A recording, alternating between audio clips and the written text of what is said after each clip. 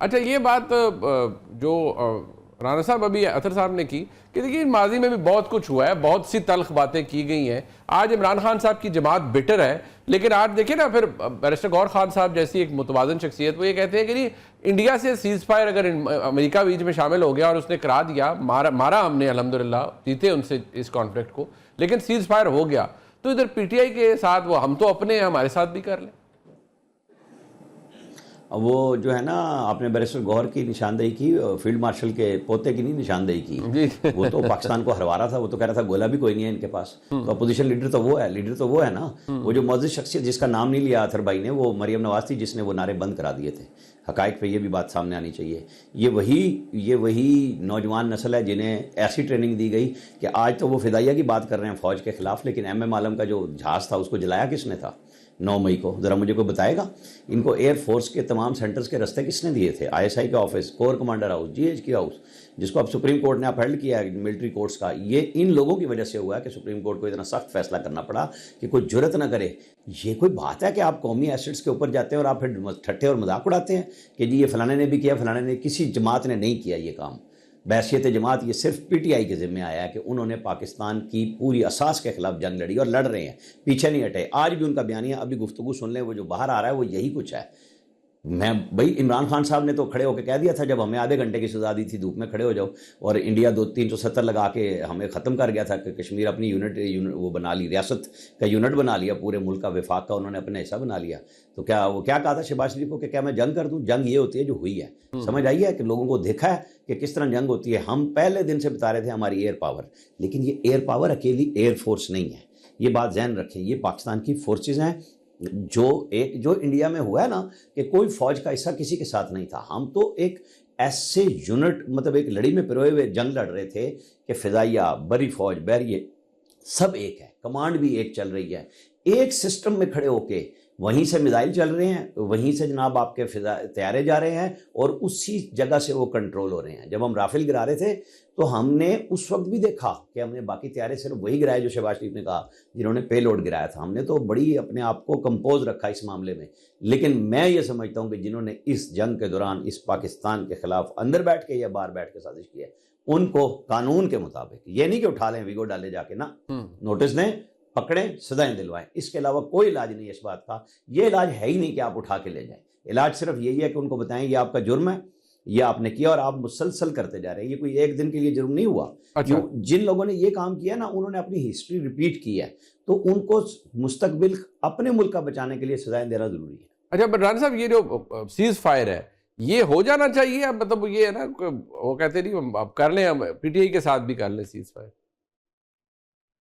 میرا خیال ہے کہ اگر پی ٹی آئی چاہے تو یہ سیز فائر شہباز شریف نے تو اس دن نیشنل اسمبلی میں بھی آفر کیا ہے.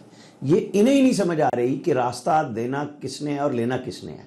یہ راستہ یہ سمجھتے ہیں کہ گیٹ نمبر 4 ہی کا ذریعے رستہ ہے, کیونکہ یہ پہلی دفعہ اقتدار میں اسی رستے سے آئے, تو ان کو اس کے علاوہ سوجھ اور بوجھ بھی نہیں ہے. ارے بھائی, جو شہباز شریف آفر کر رہا ہے اس رستے کو پکڑو اور سب کچھ مل جائے گا. یہ ہر چیز میں شرط لگا کے بیٹھ جاتے ہیں. بھائی شرطیں بھی اسی ٹیبل پہ لے جاؤ جہاں پہ مذاکرات ہونے ہیں. آل پارٹیز کانفرنس ہوتی ہے, وہاں خوشی سے جاؤ اور اپنا موقف کرو, اور باہر آ کے پریس کانفرنس میں بتا دو نا. پہلے سے تڑیاں اور شرطیں کون لگاتا ہے؟ جب لگاتے ہیں تو وہ آپ کی پوچھتے نہیں, پھر آپ پیچھے کھڑے ہوتے ہیں. یہ مسئلہ ہے سیاسی سمجھ نہ ہونے کا, لاڈلے پنے کا شکار ہونے کا. منیب بھائی, یہ بات پی ٹی آئی کی سینئر قیادت کو پتہ ہے. میری بہت سارے لوگوں سے بات ہوتی ہے, وہ کہتے ہیں نہیں, خان کے سامنے ہم نہیں بات کر سکتے.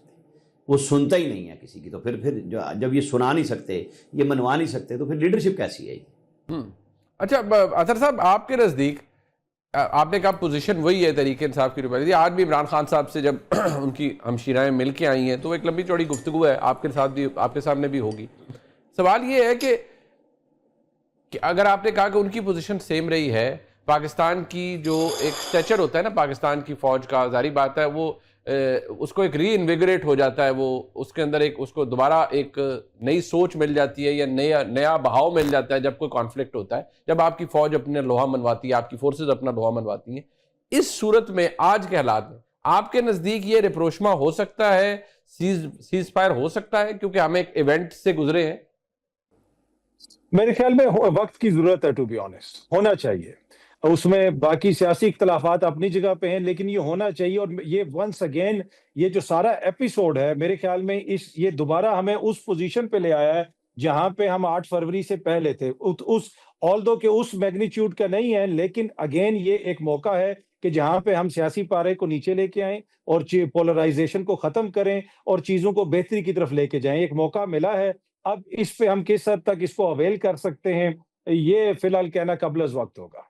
مطلب آپ نے کہا کہ یہ ہونا چاہیے، ظاہری بات ہے آپ نے بحیثیت ایک صحافی کے جو زمینی حالات ہیں ان کو دیکھتے ہوئے کہا ہے کہ ہونا چاہیے. میں at the risk of repeating myself Athar بھائی، جی اس کے چانسز کتنے ہیں؟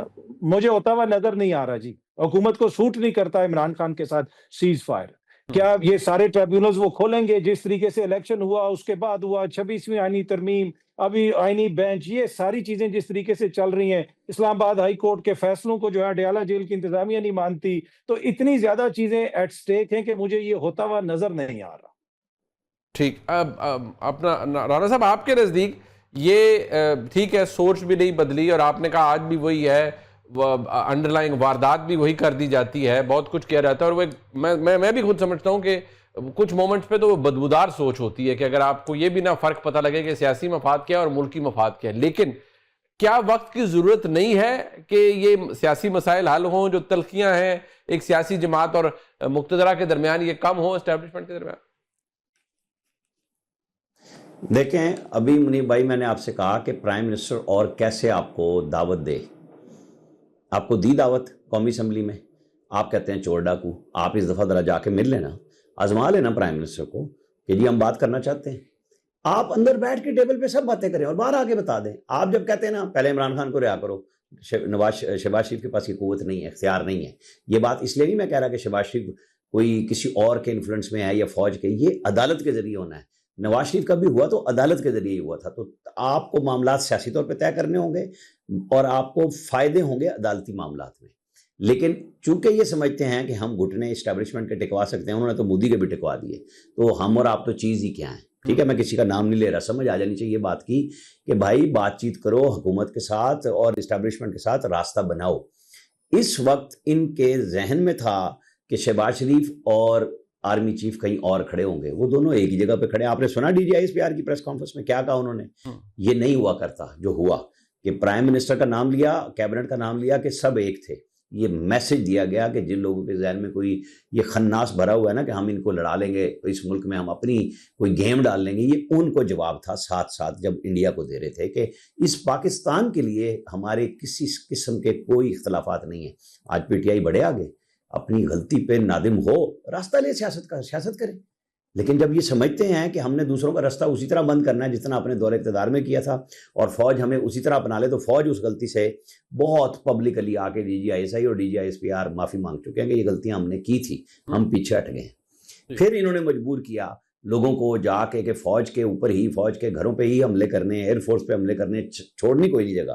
تو پھر سیاست نہیں مانگ رہے نا، پھر آپ تو ریاست کے ساتھ لڑ رہے ہیں، تو پھر نتیجہ بھگت لیں.